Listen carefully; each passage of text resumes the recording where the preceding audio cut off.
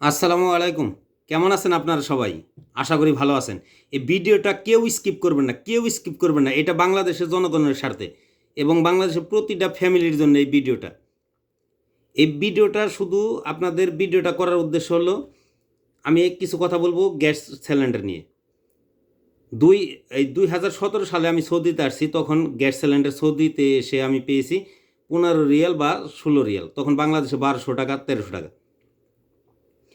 এই ৮-৯ বছরে গ্যাসের দাম এখন ২৬ রিয়াল, ১০ রিয়াল বাড়ছে। এই দেশের সরকার কিন্তু একটা নির্ধারিত প্রাইস করে দিয়েছে।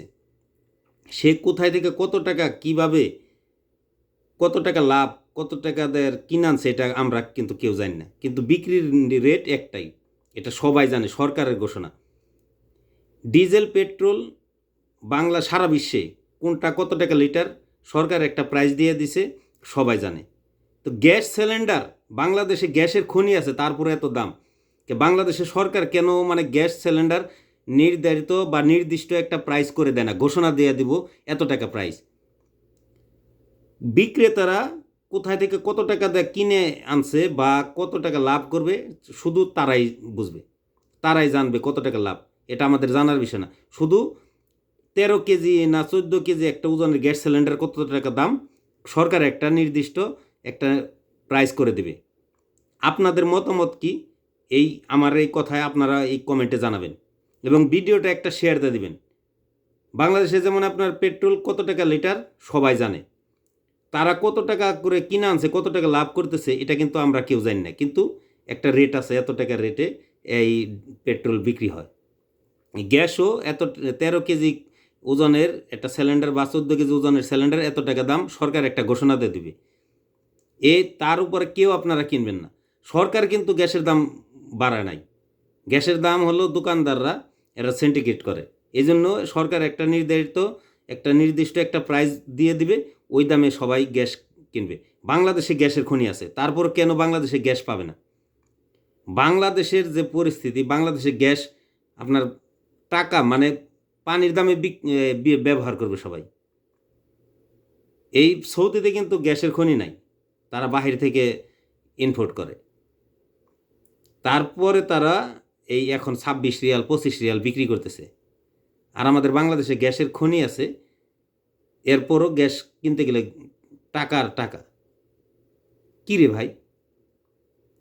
আপনারা এই ভিডিওটা শেয়ার দিয়ে দেবেন, কেউ স্কিপ করবেন না। আর আমার এই কথাবার্তা আপনাদের মতামত কি কমেন্টে জানাবেন। একটা নির্দিষ্ট প্রাইস থাকবে গ্যাসে, ১৪ কেজি ওজন বা ১৬ কেজি ওজন হিসাবে এত টাকা দাম, একটা নির্দিষ্ট প্রাইস থাকবে। তারা কয় টাকা লাভ করলো না করলো আমাদের দেখার বিষয় নাই, কেউ সিন্ডিকেট করতে পারবো না।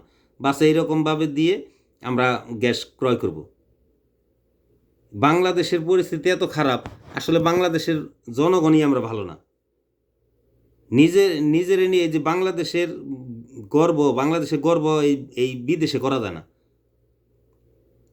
বাংলাদেশের ভিতরে সোনার বাংলাদেশ, আমার বাংলাদেশে এরকম কথা বলা যায়। এখানে বলা যায় না। এখানে বললে তারা মোবাইলে দেখতেছে, তারা দুরুসাই করে। তো আপনারা এই গ্যাস একটা নির্দিষ্ট একটা প্রাইস দিবে সরকার, ওই দামে কিনবেন। কোনো দোকানদার সিন্ডিকেট করলে সাথে সাথে এটা প্রতিবাদ করা হবে। এরকম একটা আপনার পদক্ষেপ নিলে সরকার, আমার কাছে মনে হয় বাংলাদেশের জনগণ বা প্রতিটা ফ্যামিলিতে গ্যাস ব্যবহার করতে পারবে। কারণ আমরা এই গ্যাসের খনি আমাদের থাকা অবস্থা, আমরা যদি গ্যাস ঠিক মতো এরকম ব্যবহার না করতে পারি, ভালোভাবে না করতে পারি, তাহলে আমাদের কোনো লাভ আছে? কোনো এর চাইতে আর দুর্কপাল আছে, দুর্ভাগ্য আছে? এই সৌদিতে পেট্রোলের দাম ২০ রিয়ালের পেট্রোল বলে সারাদিন প্রাইভেট কার নিয়ে ঘুরে। পেট্রোলের খনি আছে, এই জন্যে যে দেশে আমাদের খনি আছে যে জিনিসের, ওই জিনিস কেন আমরা সস্তায় কিনতে পারবো না? আমার প্রশ্ন এইটা। তো আপনারা এই ভিডিওটা শেয়ার দিয়ে দিবেন এবং লাইক কমেন্ট করবেন, আপনাদের মতামত কি একটু জানাবেন। ভিডিওটা কিন্তু শেয়ার করতে ভুলবেন না। ধন্যবাদ সবাইকে। আল্লাহ হাফেজ।